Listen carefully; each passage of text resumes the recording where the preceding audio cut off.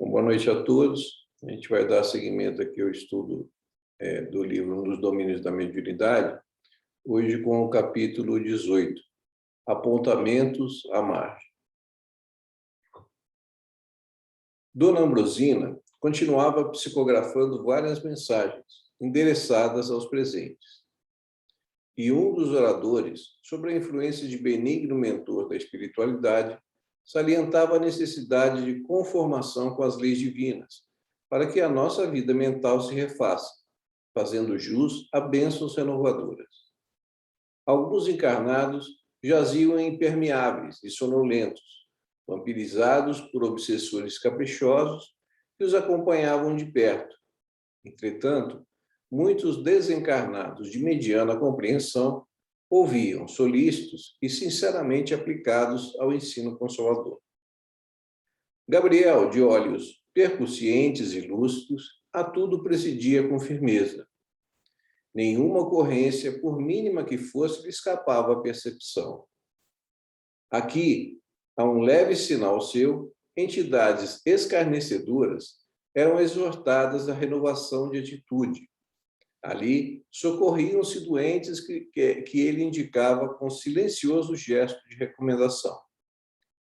Era o pulso de comando, forte e seguro, sustentando a harmonia e a ordem, na exaltação do trabalho. Contemplamos a mesa enorme em que a direção se processava com equilíbrio irrepreensível e, fitando a um médium, rodeado de apetrechos do serviço, em atividade constante, Hilário perguntou ao nosso orientador: por que tantas mensagens pessoais dos espíritos amigos? São respostas reconfortantes a companheiros que lhe solicitavam assistência e consolo. E essas respostas, continuou meu colega, traduzem a equação definitiva para os problemas que expõem? Isso não, aclarou o assistente convicto. Entre o auxílio e a solução, vai sempre alguma distância em qualquer dificuldade. E não podemos esquecer que cada um de nós possui os seus próprios enigmas. Bom, aqui ele está falando a respeito da reunião ali espírita, né? A gente consegue concluir todo o preparo que é feito, né? Todo o cuidado que ali está sendo dispensado, né? A gente sabe que às vezes uma reunião espírita que vai começar à noite, de manhã cedo já começam os preparativos, né? Então, aquilo tem uma preparação bem anterior, né? E um cuidado que é todo tomado para que aquilo aconteça da melhor maneira possível. Aquilo não acontece assim, por acaso, nem de qualquer jeito, né? E aqui, a respeito das mensagens, né? Ele fala a respeito da resolução dos problemas. A gente não pode esquecer que a resolução dos problemas é mais concernente a cada um de nós mesmos, das nossas escolhas, das nossas atitudes, do que propriamente, às vezes, do auxílio da espiritualidade, né? Então, dando sequência. Se é assim, por que motivo o intercâmbio? Se os desencarnados não podem oferecer uma conclusão pacífica aos tormentos dos irmãos, que ainda se demoram na carne, por que a porta aberta entre eles e nós? Não te esqueças do impositivo da cooperação na estrada de cada ser, disse Aulus com um grave entono. Na vida eterna, a existência no corpo físico, por mais longa, é sempre curto o período de aprendizagem. E não nos cabe olvidar que a Terra é o campo onde ferimos a nossa batalha evolutiva, dentro dos princípios de causa e efeito. Adquirimos os valores da experiência com a estrutura, com o que estruturamos a nossa individualidade para as esferas superiores. A mente, em verdade, é o caminheiro buscando meta da angelitude. Contudo, não avançará sem auxílio. Ninguém vive só. Os pretensos mortos precisam amparar os companheiros em estágios na matéria densa, porquanto em grande número serão compelidos a novos mergulhos na experiência carnal. É da lei que a sabedoria socorra a ignorância, que os melhores ajudem os menos bons. Os homens, cooperando com os espíritos esclarecidos e benevolentes, atraem simpatias preciosas para a vida espiritual e as entidades amigas, auxiliando os reencarnados, estarão construindo facilidades para o dia de amanhã, quando de volta à lide terrestre. Então, é uma questão de cooperação, né, do plano espiritual, né, mas como a gente tinha falado anteriormente aí, é essencial a que nós próprios nos ajudemos. Se a gente não tomar os caminhos, as resoluções corretas, né, a ajuda do plano espiritual, né, fica bastante limitada, né? Porque às vezes o que a gente procura é que o plano espiritual resolva os nossos problemas, né? E a gente tem que compreender que não é assim que funciona, porque a gente vai receber ajuda, mas a principal solução dos nossos problemas, das nossas dificuldades, somos nós mesmos, né? Sim, sim, compreendo, exclamou Hilário reconhecido. Entretanto, colocando-me na situação de criatura vulgar, recordo-me de que no mundo habituamos-nos a esperar do céu uma solução decisiva e absoluta para inúmeros problemas que se nos deparam. É aquilo que eu falei, né? A gente quer que as soluções caiam todas do céu, né? Se a gente não entender que a gente é que tem que buscar, obviamente amparado, auxiliado pela espiritualidade, se nós não buscarmos as soluções dos nossos próprios problemas, eles não virão. Até porque o problema ele está presente para o nosso próprio aprendizado, o nosso próprio crescimento. Essa é a razão essencial, né, das dificuldades, né? São as lições que nós temos que aprender e assimilar para o nosso próprio crescimento espiritual, né? Semelhante atitude, porém, acentuou o orientador, decorre de antiga viciação mental no planeta. Para maior clareza do assunto, rememoremos a exemplificação do Divino Mestre.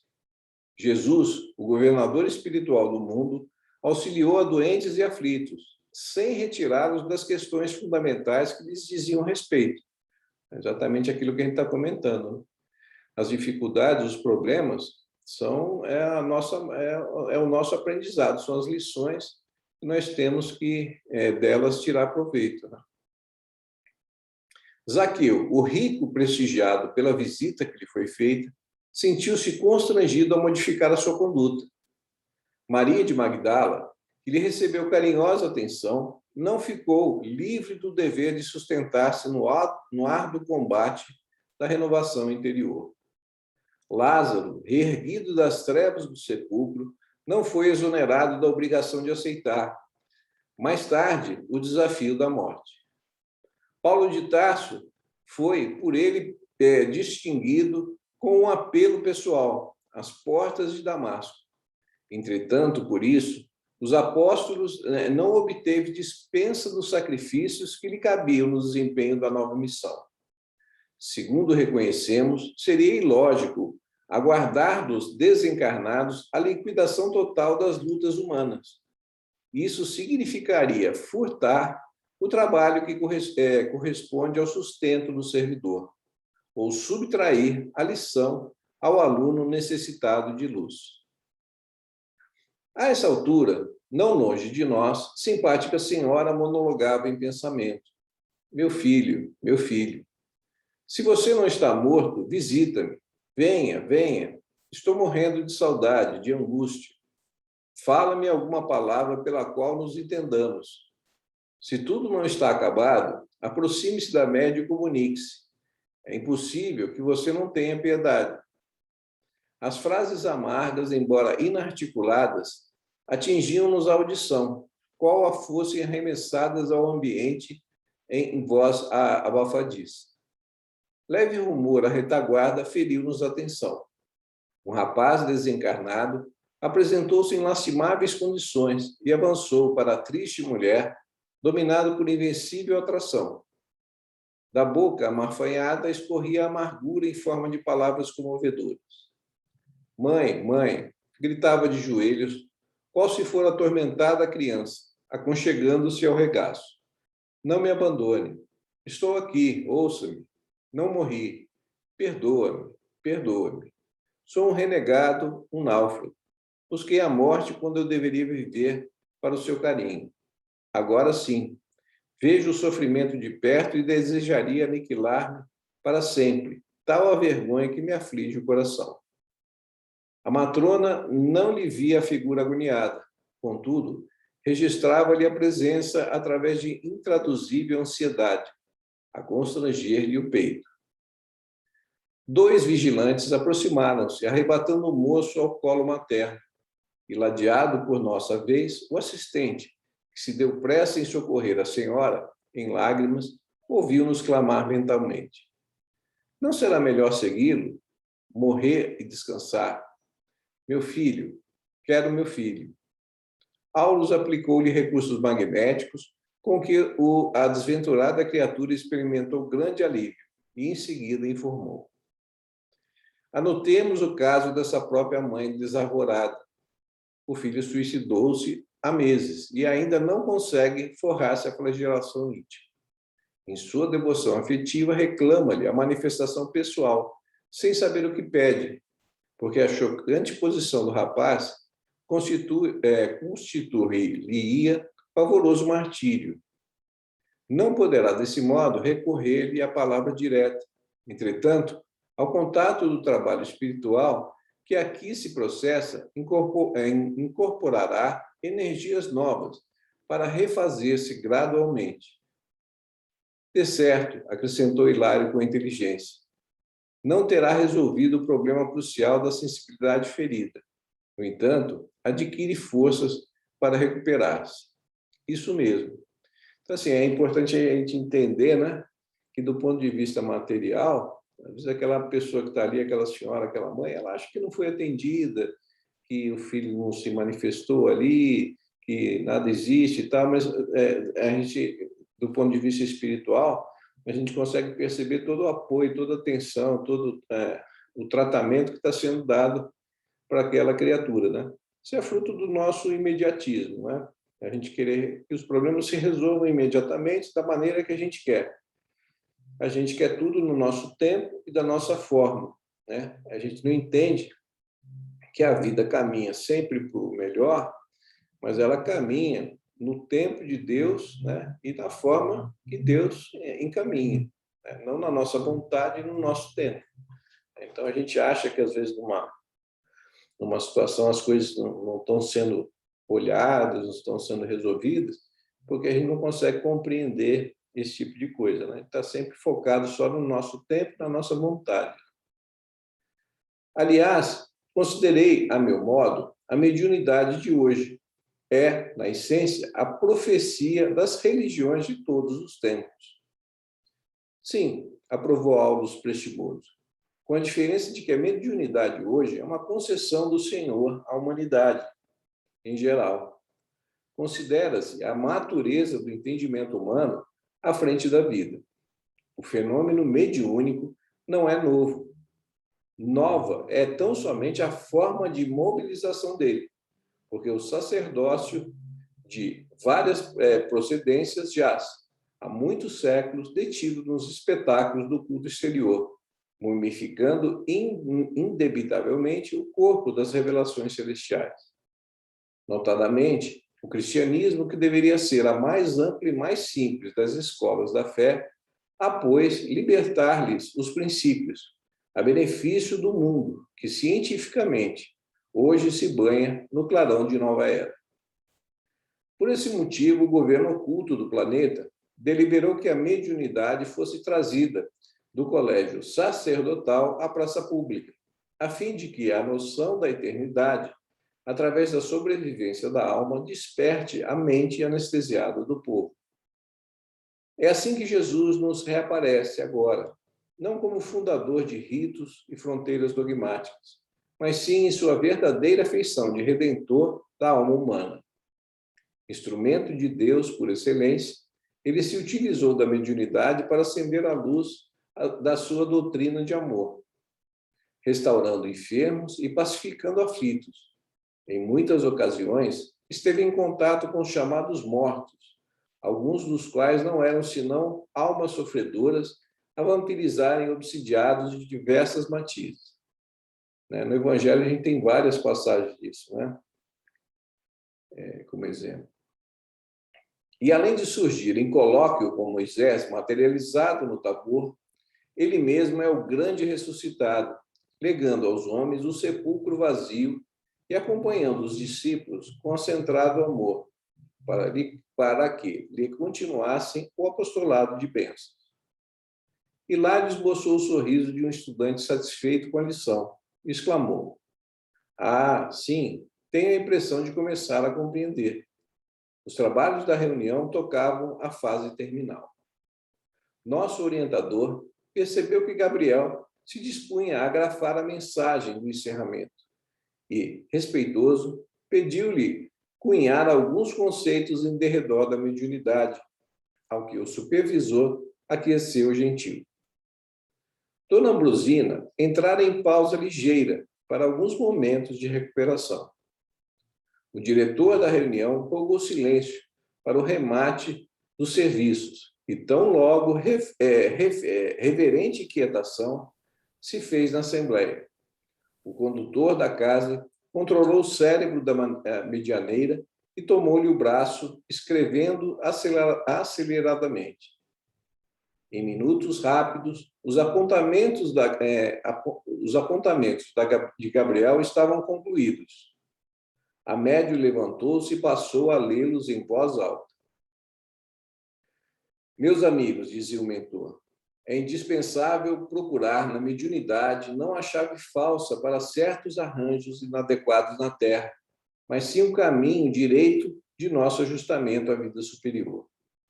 Compreendendo assim a verdade, é necessário renovar a nossa conceituação de médium, para que não venhamos a transformar companheiros de ideal e de luta em oráculos e adivinhos, com esquecimento de nossos deveres da elevação própria. Isso é bem interessante, né? As pessoas ainda, nos dias de hoje, tomam a mediunidade ainda muito com isso, né? Como oráculos, adivinhos, querem saber o futuro, né? Quantas pessoas aí não vão nessas cartomantes aí para tentar resolver problemas bem materiais, né? Problemas financeiros, problemas amorosos, né? Então a gente vê que é só olhar para os postes aí nas esquinas, né? Prometendo uma série de coisas, né? Que traga o seu amor em não sei quantos dias, e pessoas ingênuas e tal ainda se utilizam ainda desse tipo de expediente, né? Para tentar resolver os problemas comezinhos, né? Do dia a dia, né? Então a mediunidade ainda, de uma forma geral, ainda é muito pouco compreendida, né? Na sua grandeza e no seu papel, né? O Espiritismo, simbolicamente, é Jesus, que retorna ao mundo, convidando-nos ao aperfeiçoamento individual, por intermédio do trabalho construtivo e incessante. Dentro das leis de cooperação, será justo aceitar o braço amigo que se nos oferece para a jornada salvadora. Entretanto, é imprescindível não esquecer que cada qual de nós transporta consigo questões essenciais e necessidades intransferíveis. Desencarnados e encarnados, todos palmilhados, extenso campo de experimentações e de provas, condizentes com os impositivos de nosso crescimento para a imortalidade. Não atribuamos, assim, ao médium obrigações que nos competem em caráter exclusivo e nem aguardamos da mediunidade funções milagreiras, porquanto só a nós cabe o serviço árduo da própria ascensão na pauta das responsabilidades que o conhecimento superior nos impõe. Diante de nossas assertivas, podereis talvez indagar, segundo os velhos hábitos que nos caracterizam, a preguiça mental na Terra, se o Espiritismo e a mediunidade não nos solucionarem os enigmas da maneira absoluta, que estarão ambos fazendo no santuário religioso da humanidade, responder-vos-emos, todavia, que neles encontramos pensamento puro do Cristo, auxiliando-nos a compreensão para mais amplo discernimento da realidade. Neles recolhemos exatos informes quanto à lei das compensações, equacionando aflitivos problemas do ser, do destino e da dor, e deixando-nos perceber, de alguma sorte, as infinitas dimensões para as quais evolvemos. E a eles deveremos, acima de tudo, a luz para vencer os tenebrosos labirintos da morte, a fim de que nos consorciemos, afinal, com as legítimas noções da consciência cósmica. Avançadas semelhantes fórmulas de raciocínio, perguntaremos a vós outros por nossa vez. Acreditais seja pouco revelar a excelsitude da justiça? Admitir seja desprezível descortinar a vida em suas limitadas facetas da evolução e da eternidade? Revericiemos, pois, o Espiritismo e a mediunidade como dois altares vivos no templo da fé, através das quais contemplaremos de mais alto as esferas de cogitações propriamente terrestres, compreendendo, por fim, que a glória reservada ao espírito humano é sublime e infinita no reino divino do universo. A comunicação psicográfica tratou de outros assuntos e, fim da sua leitura, breve oração de reconhecimento foi pronunciada. Enquanto os assistentes tornavam a conversação livre, Hilário e eu, ante os conceitos ouvidos, passamos a profunda introversão para melhor aprender e mediar. Assim, esse capítulo também é bastante rico, né? Como todos os outros aí que a gente está vendo, né? Falando da importância da mediunidade, né? Com Jesus, né? De a gente enxergar no auxílio da espiritualidade um auxílio, né? Não a resolução dos nossos problemas, né? Como a gente busca que a espiritualidade resolva as nossas dificuldades, as nossas causas, sem compreender que a própria dificuldade é colocada no nosso caminho para o nosso próprio aprendizado, né? Para o nosso próprio crescimento. Sem elas, a gente não progride. E que a gente vai ter do plano espiritual sempre auxílio, mas nunca o plano espiritual vai fazer o trabalho que cabe a cada um de nós, né? Então, esse entendimento dessa questão é bastante interessante, né?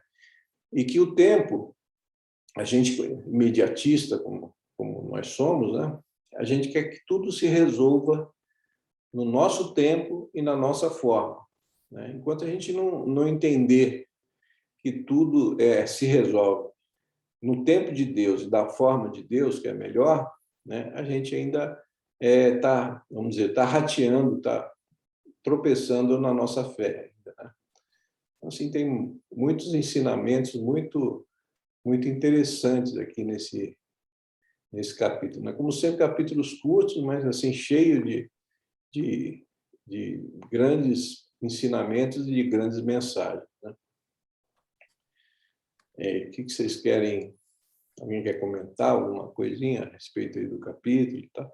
Realmente, capítulo bem rico, não? Fala Boa muito a noite, meus respeito amigos. da... Boa noite, André. Cheguei um pouco atrasado aí, que eu estava em outra Isso reunião. acontece. Isso aí é assim mesmo. Fala, Cláudia, ia falar alguma coisa? Não, fala muito a respeito da mediunidade, né, como uma concessão de Deus, né, uma ferramenta, né, que nós temos aí em mãos, né, que a espiritualidade utiliza, né, para que nós possamos nos aprimorar, nos aperfeiçoar, né? Então, e como ela vem progredindo, né? A gente observar a mediunidade desde o início, né? E como ela vem agora, né? Se expandindo cada vez mais, né? Cada vez mais agora voltado para a nossa evolução moral, né? Já não tanto mais ligada e presa aos fenômenos, né? Então a gente vê todo essa explicação, né, desse fato nesse capítulo, né? E outra coisa bem interessante é o que você falou realmente do caso daquela senhora, né? Que às vezes a pessoa procura uma casa espírita, né? E acha que não foi atendida, acha que não foi socorrida, né? Não somente uma casa espírita, qualquer casa religiosa, né? Que prega o bem, que se esteja ligada a Deus, né? E quanto ela não recebeu ali, né? Quanto o filho dela, que foi um suicida, não recebia, quanto não foi amparado, quanto não foi atendido, né? Quer dizer, Sem isso se é uma coisa muito aperceber disso, né? importante. Hã? Sem se Exatamente, aperceber disso. exatamente, ela nem se percebeu essa situação, né? Então, são coisas interessantes, né? É verdade. É, capítulo bem rico, né? Eu fico assim admirado, né? Assim, a gente lê o livro e tal, vê assim, mas a gente sempre quando lê de novo, tá? A gente sempre se admira, né? Como que em tão poucas assim, né? Poucas páginas ali que a gente leu aqui, né? Brevemente, e tal. Quanto ensinamento ali em cada capítulo desse pequeno a gente consegue extrair, né? Uhum. Pena que a E tem gente algumas consegue. essências, né, Newton? Tem algumas essências que são repetidas Sim, constantemente durante as obras todas, né? Essa questão que o Espiritismo foi uma misericórdia divina, né? Uma providência divina que vem para nos despertar a consciência espiritual, né? Da imortalidade da alma, que nós temos o Deus, nosso Pai Criador, e que Jesus é o nosso guia, a nossa referência, né? É o Consolador prometido. Ao mesmo tempo, nos fala, e aqui deixa isso muito claro, né? Que nós estamos aqui para nos ajudar nesse processo evolutivo. Ninguém vive só, tem essa frase aqui, né? Ó, ninguém vive só. Isso aí, o Espiritismo, volta e meia, as obras, né, falam sobre isso. Se isolar é um equívoco muito grande, né? E nós, seres humanos, temos essa mania, né, de muitas vezes queremos nos isolar, né? De ficar no nosso cantinho. E isso é um erro, porque a gente não consegue crescer se nós não convivermos, porque essa convivência ela é fundamental para que a gente possa desenvolver tolerância, paciência, né? Aprender a perdoar, a amar, e etc. Né? Mas aqui deixa muito claro que existe um papel individual. Isso é muito interessante, né? Que cada um tem sua história, cada um tem resgates que são intransferíveis. Né? Então, por isso que fala aquela história do Evangelho, né? Da porta estreita. E é exatamente isso que nessas obras de André Luiz eles deixam muito claro. Aí eu lembrei agora de uma frase da Marlene Nobre, né? A nossa Marlene Nobre, fundadora da AME, lá no livro Chico Xavier, Meus Pedaços do Espelho, né? Que foi publicado em 2014, né? Perto já dela desencarnar. E é uma frase que eu anotei porque eu achei uma frase assim muito, muito pertinente. Ela fala assim, ó, ninguém sobe aos céus com as asas emprestadas. É muito, muito sábio, né? A sabedoria dela, né? Ninguém sobe aos céus com asas emprestadas. Então, a gente pode se ajudar, mas a gente vai ascender balançando com as nossas asas, né? Uhum. a gente estava comentando, você falou duas coisas muito interessantes, né? Que é necessário do convívio, né? Da ajuda mútua, da assistência mútua, né? No Evangelho tem uma frase muito interessante que diz assim: o homem tem que herdar do homem, porque coletivos são os trabalhos humanos, né? Então, assim, nessa frase do Evangelho, ele diz bem, né, que a gente tem que caminhar junto, uns ajudando os outros, né? E você falou do isolamento, né? Por que a gente se isola, né? Porque a gente tem muita dificuldade de lidar com o próximo, né? A gente quer que o outro seja, não como ele é, mas a gente quer que o outro seja como a gente quer que ele seja, né? Então, assim, a gente tem uma dificuldade muito grande ainda de lidar com os nossos semelhantes, né? A gente não aprendeu ainda a conviver, né? Isso é um aspecto interessante que você tocou. Outro aspecto interessante que você tocou realmente é esse, né? Da repetição dos ensinamentos, né? Que se repetem, se repetem. Por quê? Porque eles sabem da dificuldade que nós temos de assimilá-los, né? Isso tem que ser repetido a cada momento, a cada capítulo, a cada instante, porque eles sabem que, é como dizia Nelson Rodrigues, né? Tudo que é dito uma vez só permanece inédito, né? Então, eles sabem da dificuldade que a gente tem de assimilar esses conhecimentos, então isso é repetido, repetido, repetido, para ver se vai entrando devagarzinho na nossa cabeça, né? Porque custa mesmo entrar, né? A gente a gente incorporar isso na nossa vivência, né? Transformar isso em hábito, né? Não, tá difícil de entrar na cabeça, imagine transformar em hábito, né? Então, assim, é um longo caminho que a gente tem pela frente, né? Se a gente parar, a gente tem um caminho muito longo, muito longo. Muito longo, mas é bastante interessante. Mas é isso. Alguém quer fazer mais algum comentário? Não? Então vamos encerrar esse capítulo de hoje, né? Que tem bastante coisa para a gente refletir aí. E na semana que vem a gente dá continuidade com o capítulo 19, né? Dominação telepática, né? Um assunto bastante interessante também para a gente estudar junto, né? Tá bom, então? Vamos encerrar, desejando uma boa noite a todos e a gente se encontra novamente na próxima semana, tá bom? Boa noite a todos e até o nosso próximo encontro.